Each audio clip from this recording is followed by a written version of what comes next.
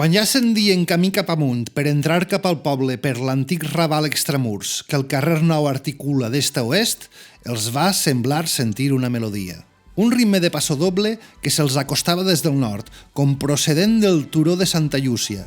Primer tènue, i després cada vegada més forta. Tot i l'escepticisme de Tolo, però confiant en Joana i la seva recentment estrenada fe en els miracles, van esperar l'arribada dels desconeguts. Al cap de poc, van presentar-se per un revolt del camí Canons els responsables del soroll.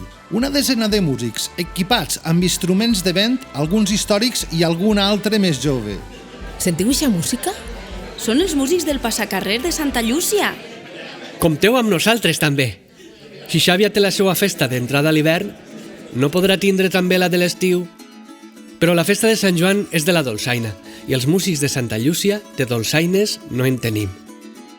Abans que Tolo poguera obrir la boca en resposta, dels sarrons dels ballaors van eixir un grapat de dolçaines que van repartir entre els músics nouvinguts. Aquells, per la seva banda, van deixar els instruments al carro del tio Pepe Tono i es quedaren mirant cap a Tolo i Joana. Ja tenien dolçainers, tabaleters i ballaors, mules, un macho i un carro, i estaven al cantó del carrer Nou.